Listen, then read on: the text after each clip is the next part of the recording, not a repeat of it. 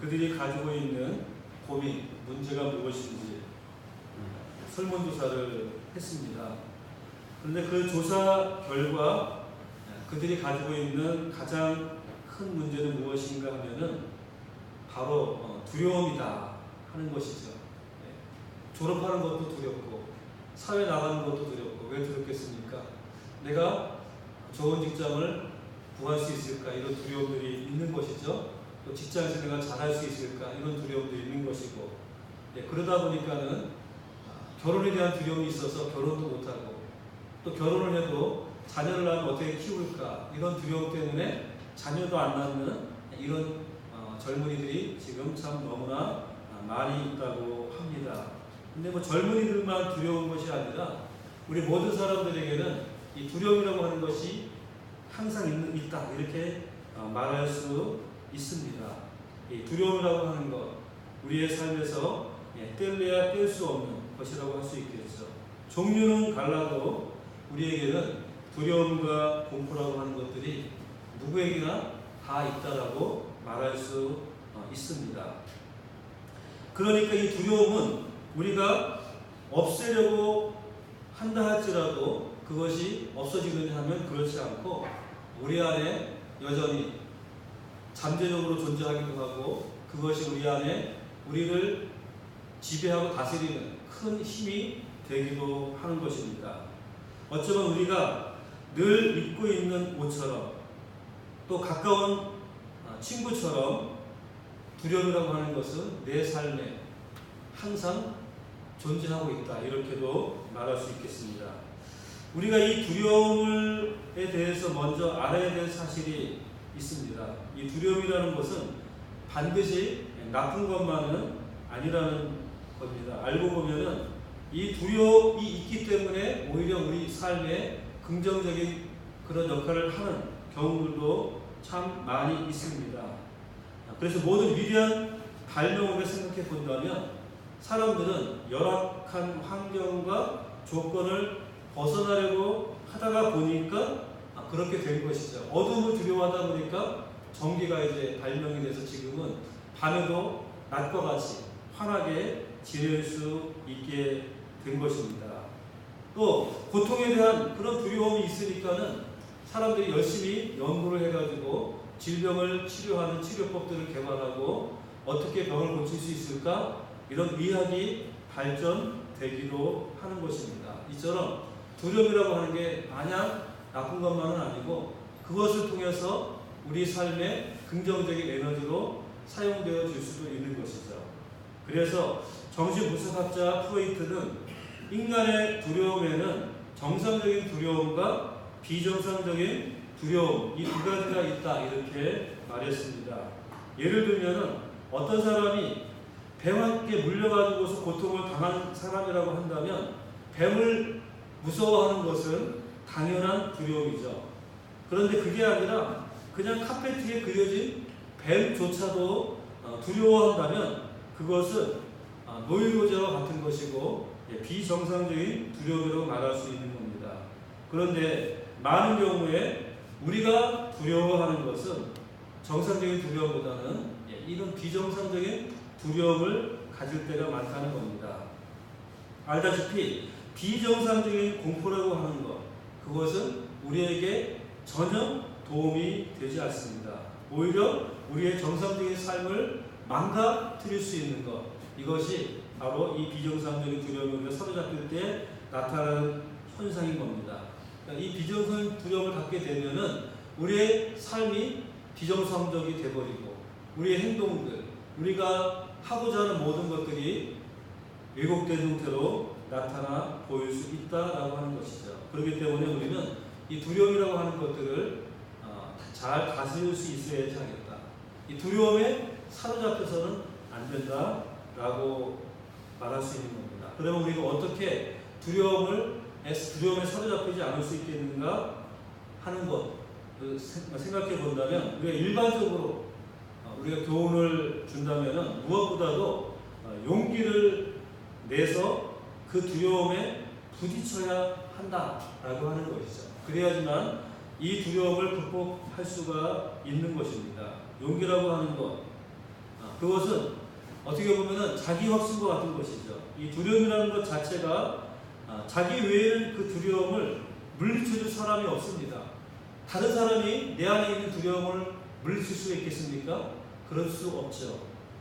내가 가진 두려움을 물리칠 수 있는 사람은 오직 나밖에 없다라고 하는 것입니다. 그렇기 때문에 나 스스로 두려움을 이길 수 있는 용기, 두려움을 부딪혀 극복해낼 수 있는 용기가 있어야 한다라고 하는 겁니다.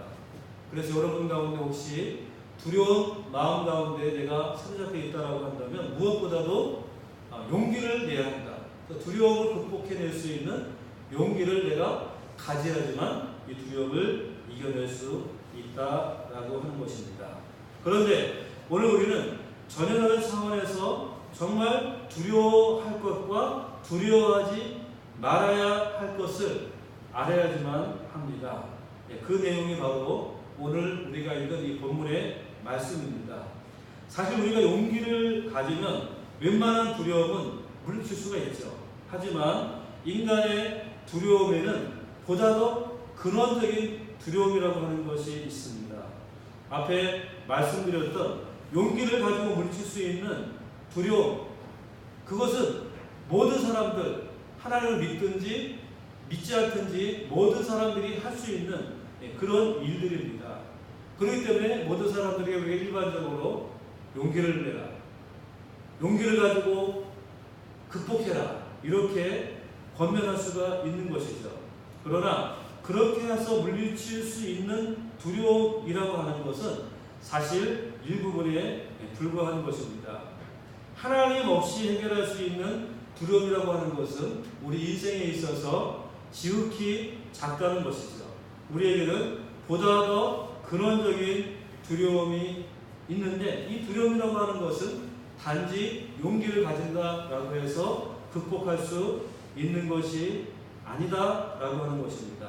저는 오늘 여러분들과 함께 이 말씀을 나누려고 합니다. 우리가 용기를 내도 극복할 수 없는 두려움을 어떻게 그러면 우리가 이겨낼 수 있을까? 두려움을 이길 수 있는 진정한 힘은 어디에 있는가? 이 말씀을 우리가 함께 나누려고 합니다. 그래서 우리 안에 있는 이 두려움을 극복해낼 수 있는 저와 여러분들이 다 될 수 있기를 바랍니다. 우리가 마태복음 10장 전체를 보면은 전도 여행을 떠나는 제자들에게 주시는 예수님의 권면의 말씀입니다. 지금 이 시기는 예수님의 공생의 기간 중에서 아마도 초반에서 중간으로 넘어가는 그런 때라고 우리가 볼 수가 있습니다. 그러니까 공생의 초기에 제자들을 삼으시고 제자들과 함께 전도여행을 다니시는 그런 과정, 그런 공생의 3년의 기간 중에서 아직까지 이 절반의 어떠한 이르지 못한 어떤 시기, 이렇게 우리가 이때를 짐작해 볼 수가 있습니다. 이 제자들이 오랫동안 예수님과 함께 다니면서 예수님으로부터 모든 가르침을 배운 상황이 아닙니다. 영적으로 무장이 잘 되어져서 어디에 내놓아도 충분히 자기 역할을 다할 수 있을 만큼 훈련된 그런 상태가 아니다라고 하는 것이죠. 우리가 대학에 들어가면 4년 동안 우리가 학교를 다니는데 4학년쯤 되면 이제 배울 걸 다 배웠죠. 사회에 나갈 준비가 된 겁니다. 그러나 1학년 때, 2학년 때는 아직 그 준비가 되어 있지 않은 그런 상태라고 말할 수 있겠죠. 지금 제자들이 바로 그런 상태다. 아직 준비가 완전히 갖추어지지 않은 그런 상태라는 것입니다.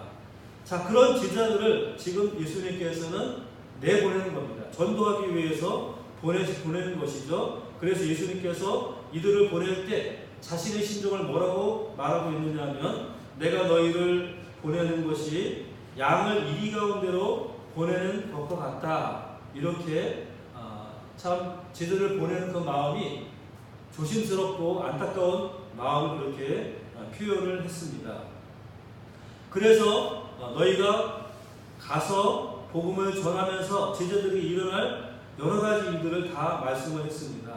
너희가 회당에서 채찍질도 당할 것이고 재판장에 끌려가기도 할 것이고 또 총독 앞에서 혹독한 고문도 받을 수 있다라고 하는 겁니다. 그러니까 당사자들인 제자들은 이런 이야기를 들을 때 얼마나 두렵겠습니까? 예수님을 따라 다니기는 했지만 이 제자들이 아직까지 예수님의 모든 가르침을 다 배운 것도 아니고 말씀을 그렇다고 해가지고서 능력 있게 전할 수 있는 것도 아니고 병자를 고친다든지 이적을 예수님처럼 행할 수 있는 그런 상태도 아닌 것이죠. 그렇다고 예수님처럼 모든 것들을 행할 수 있는 이런 능력도 없는 이런 제자들입니다. 그러면서 그들에게 말하기를 뱀같이 지혜롭고 비둘기같이 순결하라 이렇게 말씀하시는 것이죠.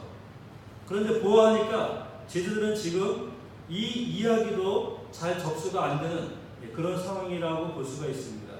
예수님께서 이처럼 제자들에게 말씀하신 이유가 어디에 있겠습니까? 준비도 안 된 이 제자들을 보내시는 이유가 어디에 있겠습니까? 이 제자들의 상황은 지금 이 땅에 살아가는 우리들과 참 비슷하다 이렇게 봅니다. 우리 역시 이 땅에서 살아갈 수 있는 모든 여건을 갖추고 있는 것이 아니죠. 모든 게 부족한 상황 가운데서 살아가고 있습니다. 우리 박 목사님 늘 얘기하는 것처럼 우리에게 세 가지가 부족하다. 지혜가 부족하고 건강이 부족하고 돈이 부족하다. 이렇게 하는 것처럼 우리 인생은 이 땅에서 부족한 투성입니다. 지혜도 부족하죠. 또 건강도 부족합니다. 또 그렇다고 물질이 많느냐 하면 그렇지 않습니다. 물질도 부족한 이런 모든 것들이 부족한 가운데 우리가 살아가기 때문에 이런 부족함 때문에 우리는 뭘 느낍니까? 두려움을 갖게 되는 겁니다. 공포를 느끼게 되는 것이죠. 내가 지혜가 부족하니까 두렵고 건강이 부족하니까는 늘 고통스럽고 두려운 마음을 갖게 되고 또 물질이 부족하니까 걱정하게 되고 장래가 두려운 이런 가운데 우리가 살아가는 것입니다. 그럼에도 불구하고 우리는 이 땅에서 살아가야지만 합니다. 피할 수 없는 것이 인생을 살아가는 삶인 것이죠. 제대로 갖춰진 게 없는데도 우리는 이 땅에서 살아가야 하는 것입니다. 예수님의 의도가 무엇이겠습니까? 진짜 두려워할 대상과 두려워하지 말아야 할 대상을 가르쳐 주시는 겁니다. 너희는 두려워할 것과 두려워하지 말아야 할 것이 무엇인가를 알라라고 하는 것입니다. 그것만 제대로 알게 된다면 나머지는 문제될 게 없다라는 것입니다. 무엇보다도 그것을 제대로 알게 될 때 우리는 우리를 괴롭히는 이 두려움에서 해방될 수 있다라고 하는 것입니다. 그러면 먼저 우리가 진짜 두려워할 것이 무엇인가 그것을 한번 보겠습니다. 28절 말씀 같이 한번 읽어보죠. 몸은 죽여도 영혼은 능히 죽이지 못하는 자들을 두려워하지 말고 오직 몸과 영혼을 능히 지옥에 멸할 수 있는 이를 두려워하라. 자, 우리가 두려워하지 말 것이 무엇입니까? 몸은 죽이는데 영혼은 죽이지 못하는 자들은 두려워하지 말라. 우리 몸은 죽일 수 있어도 영혼은 죽이지 못하는 그들은 두려워하지 말라. 이렇게 말씀해 주고 있습니다. 그런데 진짜 두려워할 것은 무엇이냐? 누구를 두려워하는 얘기예요? 몸과 영혼을 능히 지옥에 멸할 수 있는 그를 두려워하라. 이렇게 말하는 것이죠. 그러면 우리의 몸과 영혼을 지옥에 멸할 수 있는 그분은 누구겠습니까? 바로 하나님입니다. 그러니까 사람은 기껏 해봐야 우리 몸을 죽일 수밖에 없는 자들인데 그들 두려워할 거 없다. 진짜 두려워할 분은 누구라고요? 몸과 영혼을 함께 지옥에 멸하실 수 있는 그분 누굽니까? 하나님입니다. 하나님을 두려워하라 라고 하는 것이죠. 우리가 진정으로 두려워야 될 분은 누굽니까? 하나님이라는 것이에요. 그 외에는 아무것도 두려워할 것이 없다라는 것이죠. 사실 우리 육신이 죽는 게 우리는 무섭고 두렵습니다. 우리 육신의 죽음을 우리 인간은 가장 두려워하잖아요. 그런데 우리 육신, 우리 몸을 죽이는 그들을 두려워하지 말라 이렇게 말합니다. 죽음은 모든 관계를 단절하고 또 모든 것을 영으로 만드는 절망이기 때문에 우리는 두려워하는 것입니다. 사랑하는 사람들과 이별을 해야 되고 내 가지고 있는 모든 것들을 다 내려놓아야 하는 것이기 때문에 모든 사람들이 죽음을 두려워하는 것입니다.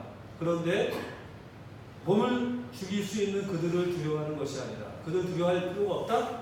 누굴 두려워하라고요? 몸과 영혼을 지옥에 멸하실 수 있는 그분을 두려워하라.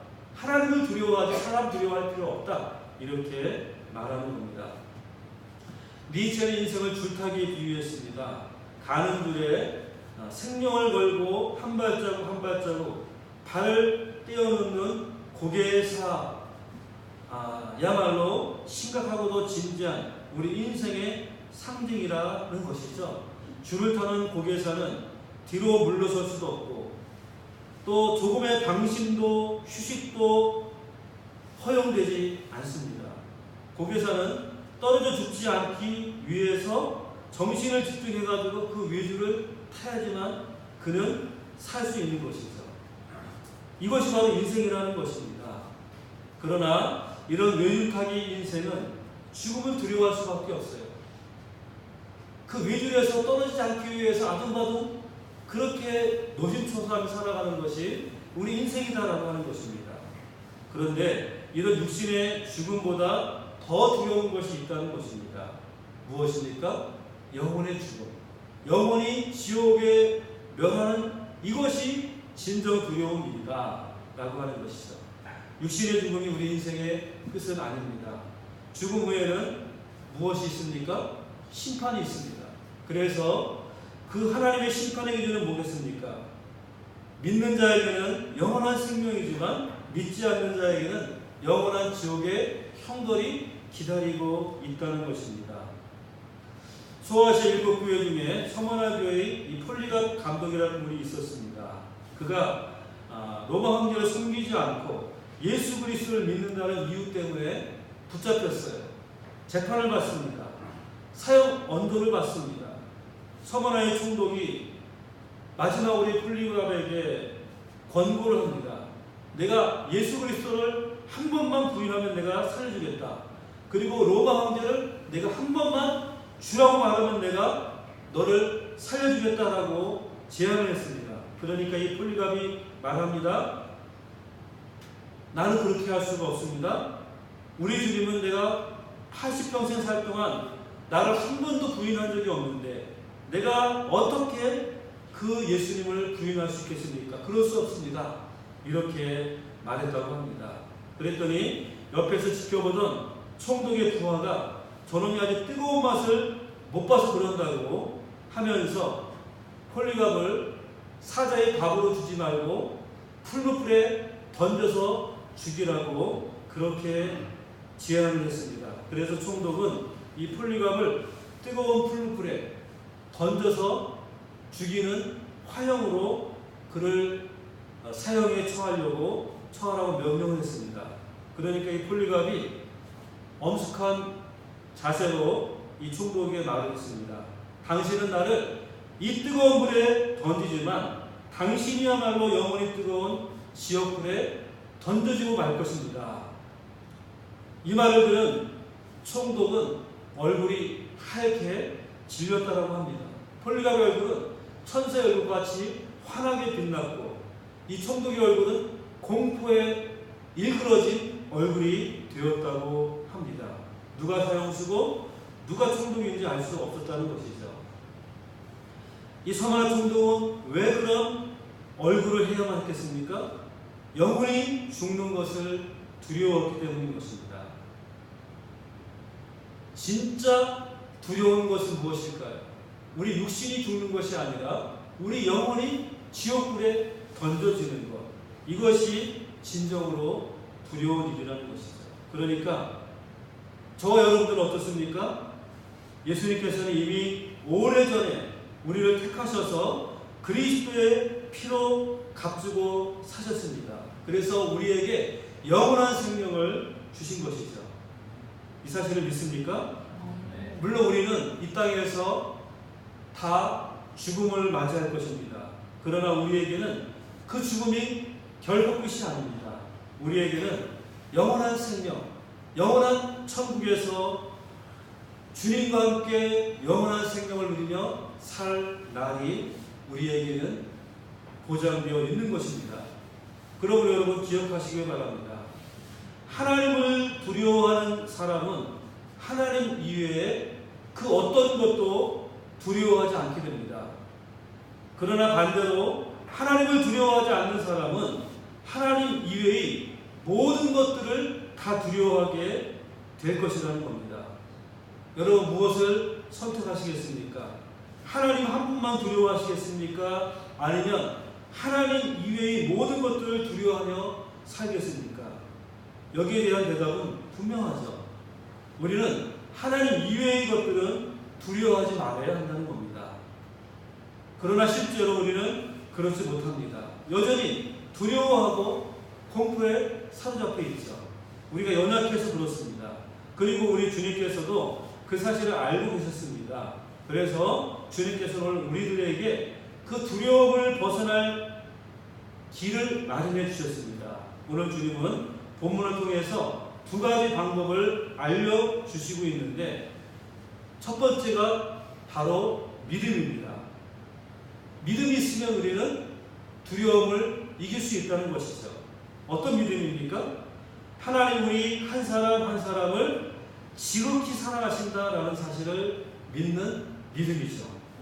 주님은 우리에게 이 믿음을 가지길 바라는 겁니다.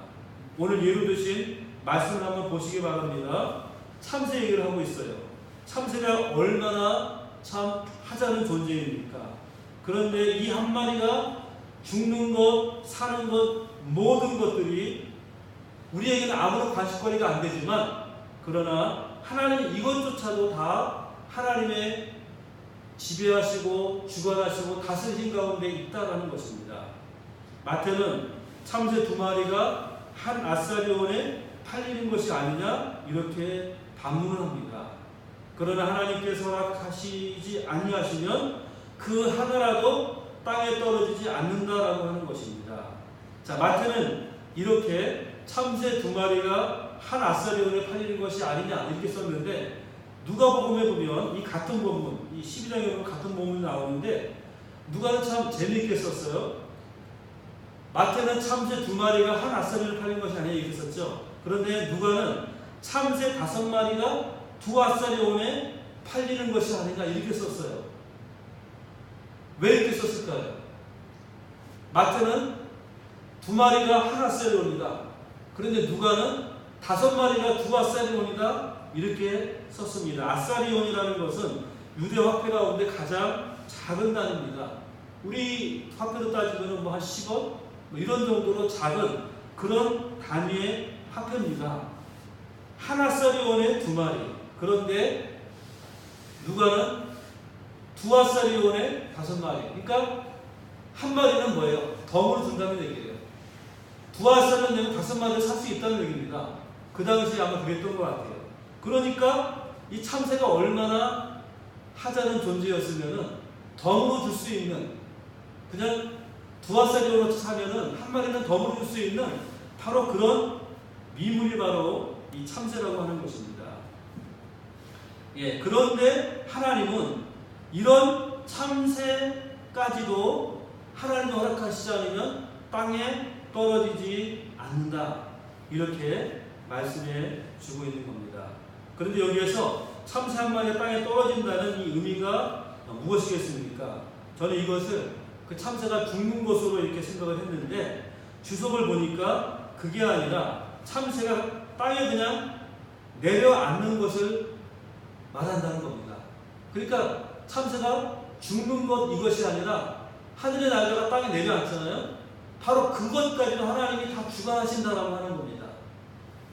그러니까 얼마나 시시하고 하잘것없는 것들까지도 하나님께서는 간섭하시고 일일이 다 챙기시는 하는 것들을 말씀해 주고 있는 것입니다. 자, 참새들도 그렇게 하나님이 돌보시는데 하물며 너희일까 보냐? 너희는 누굽니까? 바로 하나님께서 그 아들 예수 그리스도를 보내셔서 십자가에 죽게 하시고 피로 값주고 산 너희들 얼마나 소중한 존재이겠습니까? 우리는 예수님의 피로 값주고 산 대단한 존재입니다. 얼마나 대단한 존재이겠어요? 하나님 편에서 볼 때에는 우리가 얼마나 가치 있는 존재이겠습니까? 자기 아들을 그렇게 희생하면서 우리를 얻었으니까, 샀으니까 얼마나 값진 존재이겠습니까? 그러니까 하물며 이 하자는 미물인 참새 한 마리조차도 하나님께 챙기시는데 어찌 너희를 돌보시고 챙기시지 않겠느냐 하는 것이죠. 바로 이 하나님의 사랑을 믿으라는 것입니다. 하나님은 저와 여러분들을 이처럼 사랑하시는 겁니다. 믿으십니까? 그렇다면 그 사랑과 돌보심을 믿고 두려워하지 말라는 겁니다. 그 어떤 것도 두려워할 이유가 없다라고 하는 것이죠. 하나님의 말로 다 할 수 없는 그 사랑, 그것을 믿는다면 두려움을 우리는 이길 수 있다는 겁니다. 여러분 무엇을 두려워하십니까? 내 연약함을 두려워합니까? 장래의 모든 것들, 또 내가 앞뒤 어떻게 될 것인지, 이 모든 두려움이 우리 마음 가운데 있습니까? 하나님께서는 여러분들을 사랑하십니다. 그리고 일일이 하자는 것들까지 여러분들의 모든 것들을 다 아시고 인도하시고 책임지실 것입니다. 이 사실을 믿는다면 우리는 두려움을 이길 수 있다는 것이죠. 자, 하나님 앞에 우리가 얼마나 소중한 존재인지 다시 한번 우리가 본문의 말씀을 통해서 확인해 볼 텐데, 우리 31절 말씀 같이 한번 읽어보겠습니다.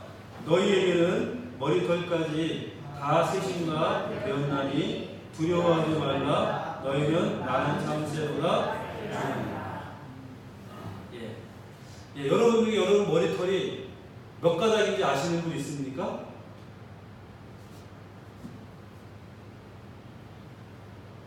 없잖아요. 내 머리털이 몇 가닥일까? 알 수 없습니다. 그런데 하나님은 우리 머리털까지도 다 세셨다라고 말씀해주고 있습니다. 여기에서 머리털을 세셨다라고 말할 때 이거는 카운팅으로 저는 알았는데, 그런데 그게 아니더라고요. 넘버링하고 라벨링 했다고 하는 그런 의미입니다. 일일이 그 하나하나를 다 넘버링하고 라벨링 했다라고 하는 그런 뜻입니다. 우리 머리털 하나하나도 일일이 번호를 매겨서 이름표까지 다 붙여놓을 정도로 하나님께서는 우리를 챙기신다. 그처럼 세심하신 하나님이시다 라는 말씀을 하고 있는 겁니다. 우리가 이러다 이마에 땀을 닦기 위해서 손으로 머리카락을 쓸어 올릴 때 그 과정 속에서 머리카락이 빠질 수 있잖아요. 우리가 머리 감을 때도 무수한 머리카락이 빠져나갑니다. 그럴 경우에도 하나님이 이 모든 것들을 다 알고 계신다는 얘기죠. 그토록 하나님은 자상하시고 세심하시고 꼼꼼하시다, 그런 하나님이시다라는 사실을 말씀해 주고 있는 겁니다. 그분을 믿으라는 거예요. 이처럼 꼼꼼하신 하나님, 말로 다 할 수 없는, 인간이 할 수 없는 그런 세심함과 꼼꼼함을 가지신 하나님, 그분이 너를 사랑하신다, 이 사실을 믿으라는 겁니다. 여호수아가 나이 많아서 이제 죽음을 눈앞에 두게 되었습니다. 모든 이스라엘 백성들을 불러 모아서 마지막 유언을 하면서 지나온 과거를 회상하죠. 아브라함 때부터 모세 때까지 온갖 역경을 이기고 가나안 땅에 들어와서 가나안을 정복하는 전쟁에 이르기까지 하나님이 어떻게 도우셨는가, 이 모든 것들을 하나하나 회상을 합니다. 자, 그러면서 마지막으로 무슨 말을 하고 있느냐 하면은 여호수아 24장 12, 13절 이렇게 말하고 있습니다. 너희의 칼이나 너희의 활로서 이같이 하는 것이 아니며 내가 또 너희가 수고하지 아니한 땅과 너희가 건설하지 아니한 성읍들을 너희에게 주었더니 너희가 그 가운데 거주하며 너희는 또 너희가 심지 아니한 포도원과 감람원의 열매를 먹는다 하셨느니라. 이렇게 고백하고 있습니다. 너희가 수고한 게 없는데 너희가 지금까지 먹고 살지 않았느냐? 너희가 고생한 것이 없는데 지금 이렇게 누리고 있지 않았느냐? 이렇게 말씀해 주고 있는 것이죠. 너희가 잘나서 그렇게 된 것이냐? 너희가 능력 있어 그렇게 된 것이냐? 그렇지 않다라고 하는 것입니다. 너희의 능력으로 살았다고 한다면 너희가 여기까지 올 수가 없었다라고 하는 것을 말하고 있는 것이죠. 하나님이 모든 것들을 인도하셨고 함께 하셨고 책임지셨다라고 말씀해 주고 있는 겁니다. 그러니까 너희는 이제 선택을 하라. 자, 하나님을 믿을 것이냐 믿지 않을 것이냐 선택하라. 나는 오직 나와 내 집은 여호와만을 섬기겠다. 여호수아는 이렇게 고백을 하고 다짐을 시키는 것입니다. 여러분, 우리 역시 마찬가지죠. 한번 우리의 삶을 돌아보시기 바랍니다. 우리의 한 것에 비하면 우리는 지금 너무나 많은 것들을 누리며 살고 있지 않습니까? 우리가 조심한다고 해서 병이 안 걸립니까? 우리가 노력한다고 해서 사건이 안 일어납니까? 우리가 아껴 쓴다고 해가지고서 우리의 삶이 더 넉넉해집니까? 우리가 나오고 싶다고 해서 이 자리에 나올 수 있었습니까? 다 모든 것이 하나님께서 하신 일이라는 겁니다.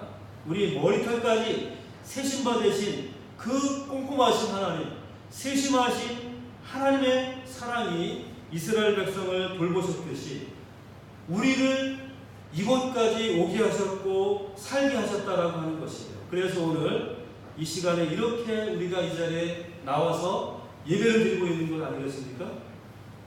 오늘 우리가 읽은 이 짧은 본문 말씀에 두려워하지 말라는 말씀이 계속해서 반복되어지고 있어요. 어떻게 보면은 하나님께서는 그 백성들이 두려워할까봐 오히려 하나님 스스로 더 노심초사하시는 것 같습니다. 여러분, 하나님의 그 사랑을 믿으시기 바랍니다. 하나님 우리를 이처럼 사랑하신다는 이 사랑을 여러분 꼭 기억하시기를 바랍니다. 주님의 사랑을 믿고 담대하게 살아갈 수 있기를 바랍니다. 그래서 내 앞에 주어진 이 인생의 길, 이 걸음, 이것도 내가 가는 것이 아니라 누가 함께 하시는 거예요? 하나님이 나와 함께 하시는구나. 하나님이 내 삶의 과정을 모른 채 하시고 잊어버리시고 그냥 한눈파시는 것이 아니라 늘 우리와 함께 한시도 눈을 떼지 않고 우리를 지켜보시고 있구나 하는 이 사실을 믿는 저와 여러분들이 다 되시기를 주님의 이름으로 축원합니다. 우리가 하나님의 사랑을 믿고 두려움을 떨쳐버리는 이것이 바로 우리가 두려움을 이길 수 있는 가장 큰 이유인 것입니다. 그런데 우리가 실제로 살아가면서 두려움을 떨쳐버리기 위해서 한 가지 더 행동 강령이 필요합니다. 그것이 무엇이겠습니까? 한번 저를 따라해 보시기 바랍니다. 사랑은 모든 두려움을 떨쳐버린다. 사랑은 두려움을 극복할 수 있는 힘을 우리에게 준다라는 것입니다. 우리가 살아가면서 시시때때로 두려워할 만한 사건들이 있게 되고 두려워할 만한 사람이 우리 인생에 나타나게 되잖아요. 물론 그런 사건이나 사람이 공포스럽게 다가온다는 뜻이 아니라 그것 때문에 파생되는 모든 성가시고 까다로운 일들을 뭉뚱그려서 우리가 두렵다라고 하는 그런 말로 표현을 한 것입니다. 하지만 이 모든 두려움을 이길 수 있는 방법 무엇이냐? 사랑이 유일한 방법이라는 겁니다. 하나님 우리를 사랑하시는 그 사랑을 믿으면서 또 거꾸로 그 사랑을 우리가 밖으로 반사시킬 때 두려움은 사라진다 하는 것입니다. 하나님 나를 사랑한다. 이 사실의 대원칙이죠. 그러면 우리가 그 사랑을 반사시키는 것, 사랑을 보여주고 사랑을 나타날 때 이 모든 두려움은 사라지게 된다라고 하는 것입니다. 여러분이 대하기 어렵고 또 싫고 두려운 사람이 있다고 한다면 그 사람에 위해서 기도를 한번 해보시기 바랍니다. 그러면 제일 먼저 나타나는 현상이 무엇이냐면 그 사람에 대한 사랑이 생기게 됩니다.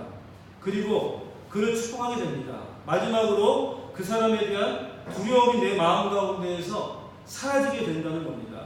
그러면 관계가 회복되어지게 되는 것이죠.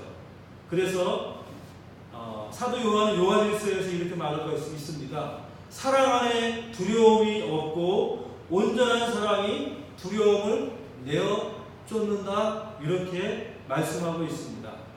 여러분이 사랑 안에 거하면 두려움은 사라지게 됩니다. 그리고 온전한 사랑이 두려움을 다 내어 쫓는다라고 말씀해 주고 있습니다. 오늘 이 시대 증오와 시기의 그런 판을 치는 그런 시대입니다. 온갖 사람들의 마음 가운데 상처가 있고 서로와 서로를 미워하고 증오하는 그런 시대 가운데 이 시대의 유일한 해결책이 무엇입니까?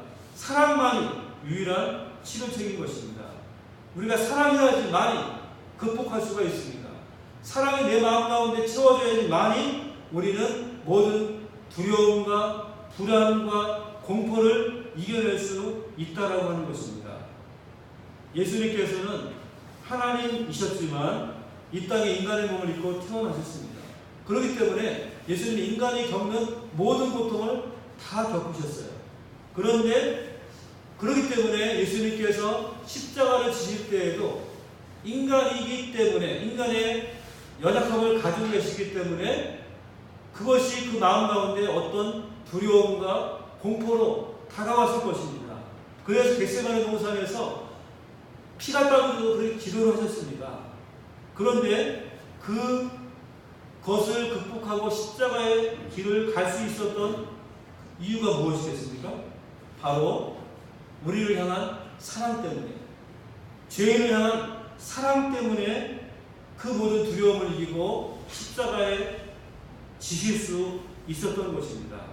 그러므로 그 사랑을 받은 우리 역시 사랑함으로써 이 모든 두려움으로부터 벗어나야지만 한다라고 하는 것입니다. 여러분 모두에게는 각자에게 나름대로 두려움이 있을 겁니다.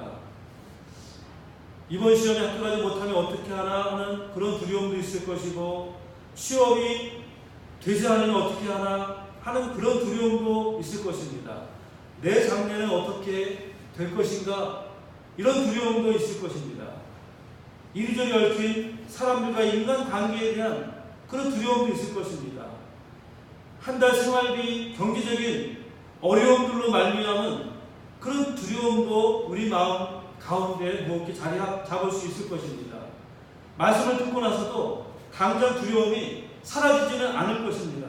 그러나 여러분, 우리가 이 시간 한번 생각해 보시기 바랍니다. 우리가 두려워하는 것은 아직 아무것도 오지 않은 것입니다.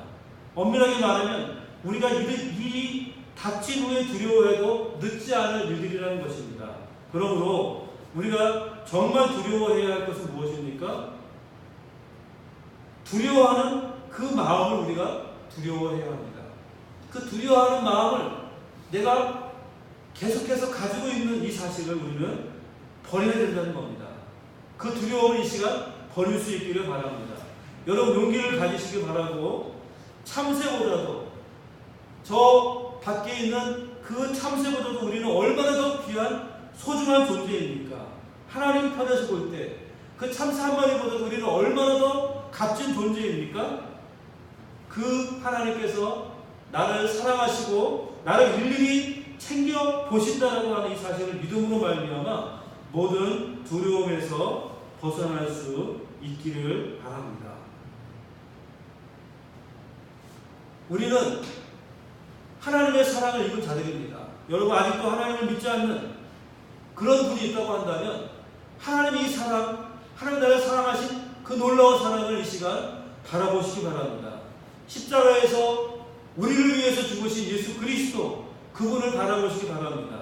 그분을 믿으시기를 바랍니다. 그럴 때 우리는 진정한 자유와 진정한 기쁨과 진정한 평안을 누릴 수 있는 것입니다. 하나님의 자녀가 될 수 있고, 하나님의 자녀가 된다면 하나님이 나를 지키시고 나와 함께 하시고 나를 늘 동행해 주실 것입니다. 여러분 고통이 있습니까? 주님 앞으로 나오시기 바랍니다. 여러분을 위해서 우리 주님은 놀라운 계획을 가지고 있습니다. 고통을 아시고 있습니다. 그렇기 때문에 우리의 문제를 아시고 고통을 아시는 그 주님 앞에 나오셔서 그분 앞에 내 모든 고통과 두려움을 다 내려놓으시기를 바랍니다.